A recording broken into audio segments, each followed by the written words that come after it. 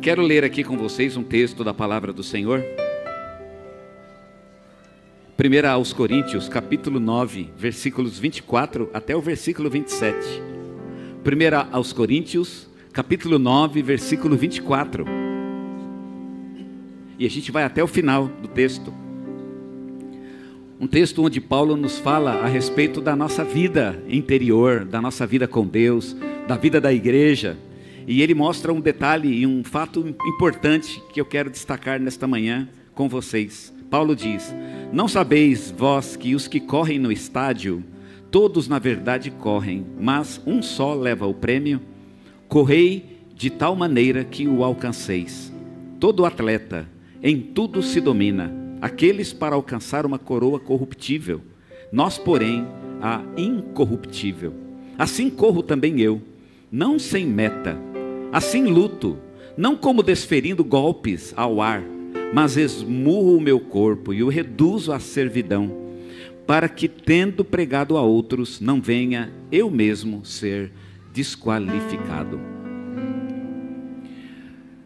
Eu não sou muito de fazer exercício, né? Eu não sou muito bom para isso. Descobri que eu tenho um certo talento para natação. E descobri por acaso, eu fui nadar só para, né? E descobri que eu sou bom. Realmente eu sou muito bom em natação. Foi uma surpresa para mim também, e nem eu sabia o que eu estava fazendo. A gente descobre dons, né? E foi um dom que eu descobri, se é que isso é um dom, de que eu tenho essa habilidade. E foi uma surpresa porque eu não sou muito bom em quase nenhum esporte. E é interessante que a gente vive um tempo em que as pessoas elas falam muito sobre fazer exercício, sobre praticar um esporte, que realmente é uma coisa muito importante. Nesse texto, Paulo fala da nossa vida com Deus como se fosse a prática de um esporte. Só que ele diz o seguinte: você não pode ser daqueles que está na quinta divisão. Você não é do tipo do time juvenil. Você é daquele que está na Olimpíada. Porque ele fala que na vida com Deus, você tem que ser aquele que corre para chegar em primeiro lugar. Como é que se faz para chegar no primeiro lugar? Você já parou para pensar nisso? O que será que Paulo quer dizer com isso? Você tem que ser o primeiro. Porque aqui Paulo está querendo dizer, existe quando as pessoas começam a praticar o esporte, muitos começam, mas são muito poucos aqueles que chegam no final. Já viu a abertura da Olimpíada? Na abertura da Olimpíada é uma multidão. Eles enchem o espaço, enchem o ginásio, o estádio. Agora na última Olimpíada, eles encheram aqueles navios que passavam ali pelos barcos, que passavam no Rio Sena. Eram muitos atletas, mas daqueles poucos ficaram até o final, muito poucos. E Paulo diz, quando vocês correm uma vida com Deus, vocês têm que ser aqueles que vão até o fim, aqueles que chegam primeiro. E eu quero pensar um pouquinho com vocês a respeito dessa questão do chegar primeiro. Muitos começam, mas poucos terminam. Paulo, aliás, é um pouco exagerado nessa história do poucos terminam. Ele diz o seguinte: muitos começam, e ele diz, mas apenas um chega no final. Só um vai ganhar o prêmio. E aí ele fala, vocês têm que ser esse um que ganha o prêmio. Eu fico imaginando que tipo de esforço eu tenho que ter para ser aquele único. Quanto exige de esforço? Quanto exige de dedicação para ser aquele único que vai vencer? Quanto?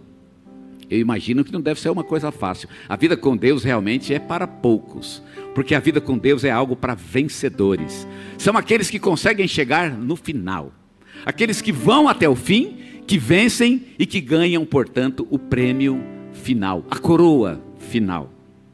Não é fácil. Poucos são os que vão se dedicar a este nível.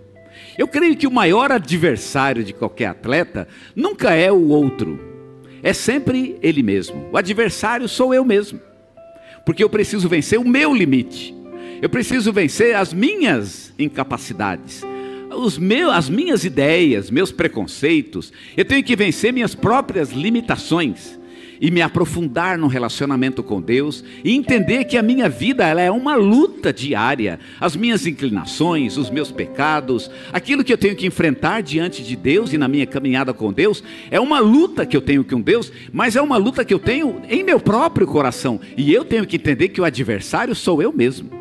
São os meus próprios limites, minhas limitações pessoais. E eu preciso correr para chegar em primeiro lugar.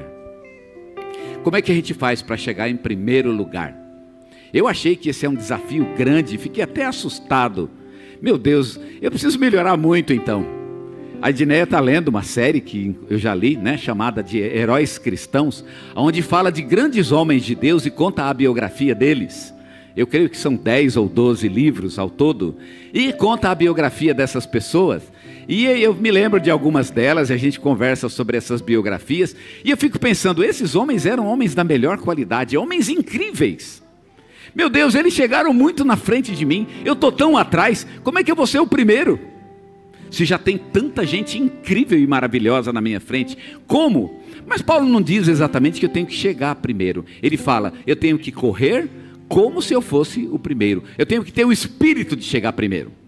Eu não posso simplesmente dizer, não, isso é difícil demais para mim, eu não vou conseguir. Um atleta, ele não faz isso. Ele persiste, ele vai avante, ele vai até o fim. E ele tem que ter em sua mente a ideia de que ele vai chegar primeiro. Porque se ele pensar, não, eu estou correndo para chegar pelo menos entre os 10, ele vai chegar entre os 100. Ah, eu quero chegar entre os 100, ele vai chegar entre os 1000. Ele tem que pensar, não, eu tenho que chegar primeiro. E há todo um esforço a ser colocado nessa jornada. Tem todo um empenho que temos que colocar na nossa caminhada com Deus. E eu quero rapidamente dizer para vocês, como é que a gente faz então para seguir nessa caminhada e vencê-la? Primeira coisa que Paulo diz, estabeleça um objetivo. No versículo 26 ele diz, eu corro não sem meta, eu tenho uma meta. Qual é a meta? Eu acho que o primeiro e o maior problema de muita gente na sua relação com Deus, é que ele não tem uma meta, ele não sabe exatamente o que ele está fazendo neste mundo. Como se tudo valesse e portanto nada vale. Mas a gente tem que entender que a caminhada com Deus, ela tem um objetivo. E você tem que estabelecer qual é o objetivo da sua vida. Para o que afinal você nasceu? E quando vem uma ideia, uma sugestão, uma opinião, um caminho, para você se desviar daquela proposta, daquilo que é o seu objetivo, você simplesmente pensa, não, eu não estou neste mundo para isso. O meu objetivo é outro. E você segue a sua meta. Qual é a sua meta? Qual é o seu objetivo de vida? Eu creio que na nossa luta contra o pecado, por exemplo, isso poderia ser de uma ajuda extraordinária. Porque eu simplesmente posso pensar assim, não, isso não é para mim, não é este o meu caminho. Você simplesmente se desvia do caminho. Porque não é o teu caminho, não foi para isso que Deus colocou você no mundo, não é o que você quer para você mesmo. E aí você vai seguir aquilo que o Senhor colocou diante de você. Qual é esse caminho? Estabeleça a sua meta. Você tem que entender para o que é que você está neste mundo. Algumas coisas eu não vou conseguir fazer na minha vida. Ou por falta de tempo, algumas por falta de capacidade, mas algumas coisas eu preciso conseguir porque elas fazem parte da minha meta. É isso que eu faço, é para isso que eu vivo. Todo o meu ser, ele está submisso a essa meta, a esse objetivo, a esse propósito de vida. A nossa vontade, ela tem que ser absolutamente determinada com relação a isso. Para o que, afinal, eu vivo?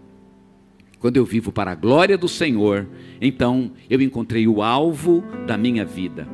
Paulo fala, a nossa meta não pode ser uma coroa corruptível, mas uma coroa incorruptível. Então, primeira coisa, estabeleça a meta. Entenda para o que você nasceu. Para de viver uma vida dupla, onde você tem diversos objetivos, e todos eles têm o mesmo peso. Eu estou aqui na minha caminhada com Deus, é uma coisa, mas lá fora é outra coisa. Eu tenho que estabelecer para o que eu vivo. O que realmente eu vivo? Para o quê? Qual é de fato o objetivo da minha vida? E quando eu entendo qual é o objetivo da minha vida, então as minhas escolhas começam a ficar mais fáceis. Eu quero glorificar a Jesus, então eu já sei o que fazer. Qual é o objetivo? Muitas das nossas decisões seriam facilmente tomadas se nós entendêssemos qual é o objetivo de nossa vida. Para o que afinal nós nascemos? E para o que nós vivemos? E para o que vamos morrer? Pelo que afinal? Paulo diz, eu não luto sem meta, eu tenho uma meta, eu tenho um objetivo. Olhe para o objetivo e persiga este objetivo. Segunda dica que Paulo nos dá, defina quais são os seus recursos. O que é que você tem? Paulo diz, todo atleta em tudo se domina. Ele se domina. O que significa? Ele treina. nós precisamos treinar. Qual é então o nosso recurso? Quais são os recursos de treinamento que Deus nos deu? Quando eu penso em fazer um esporte, praticar uma categoria esportiva, eu fico pensando quais são os recursos que estão à minha disposição. A gente tem uma ideia de que o recurso à disposição, ele já é suficiente. Não faz muito tempo eu ouvi alguém me falar uma pérola, uma jovem aliás, que me disse: para que eu vou ficar decorando? Ou por que eu vou ficar buscando essa informação? O dia que eu precisar dela, ela está no celular. Eu achei bacana, olha que interessante, está lá no celular, eu não preciso buscar conhecimento nenhum, está tudo lá. Se um dia eu precisar, eu busco no celular e está a resposta. E se eu não precisar, eu não preciso buscar nunca. Bem, qual é o problema desse pensamento? O problema com esse pensamento é que o conhecimento que transforma, o conhecimento que faz a gente se tornar melhor como ser humano, que dá para a gente aquela delícia de ser humano, que é tão bom e tão gostoso, não é o que está no celular, é o que está na mente. Nenhum conhecimento fora da mente pode transformar uma pessoa.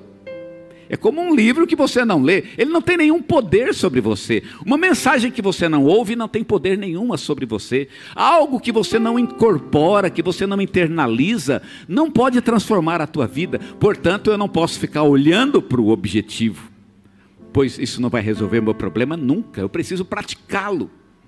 Eu sempre fico falando de ir para a academia, e curiosamente da janela do meu apartamento dá para ver a academia, inclusive a academia que eu queria fazer.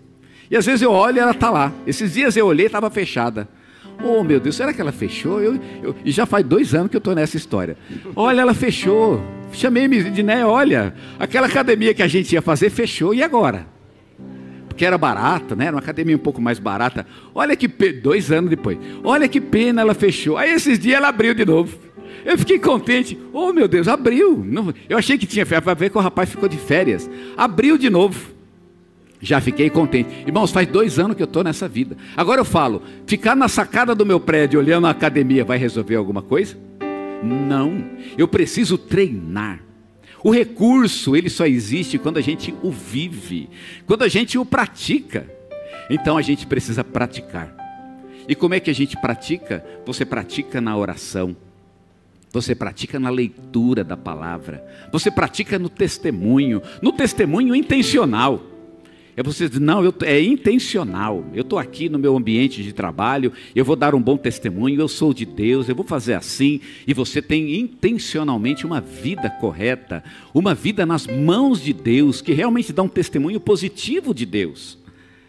Mas você tem que praticar, você precisa praticar, você não pode ficar sonhando com aquilo, imaginando como seria bom, seria melhor se melhor fosse. Eu também acho que seria melhor se melhor fosse, mas esse pensamento não resolve nada. O que é melhor é quando eu incorporo, quando eu internalizo e quando eu vivo isso em minha própria vida. Eu tenho recursos de Deus. Deus me deu sua palavra, Ele me deu o seu Espírito, Ele colocou irmãos à minha disposição com quem eu posso conversar, com quem eu posso orar. Nós temos uma escola dominical onde a gente pode ir lá ouvir a palavra, aprender um pouco mais. Nós temos cultos de oração, onde podemos orar ao Senhor, buscá-lo com todo o nosso coração. Nós temos muitos recursos, nós temos livros que nós podemos ler, temos uma palavra de Deus escrita na nossa língua, uma não, muitas versões e traduções diferentes. Nós temos muitos recursos e podemos utilizá-los para o nosso treinamento diário. Nós precisamos treinar, esses recursos estão à nossa disposição. Em terceiro lugar, nós precisamos definir qual é o caminho. Qual é o caminho? Paulo, ele disse, pregar a outros. Paulo sabia para onde ele estava indo. Qual é o nosso caminho? O nosso caminho tem nome. Ele se chama Jesus Cristo. Ele disse, eu sou o caminho. A maneira certa de viver é num relacionamento íntimo e pessoal com Jesus Cristo. Quem anda com Jesus está no caminho certo. Vai pelo caminho correto, ande com Jesus, tenha uma amizade com Ele, fale com Ele, compartilhe sua vida com Ele, viva com Ele. O Senhor Jesus, Ele é o nosso caminho, definir o caminho. Jesus é este caminho. E por fim, a última coisa que eu preciso fazer, eu preciso definir o que é que me atrapalha. Paulo diz: eu esmurro o meu corpo e eu o reduzo à servidão. Por que Paulo diz esmurro o meu corpo? É porque ele sabia o que atrapalhava ele. Tem uma coisa que me atrapalha, e eu não posso dar para o meu corpo aquilo que ele quer. Eu preciso ficar firme no desejo, na vontade, na ânsia de buscar o Senhor.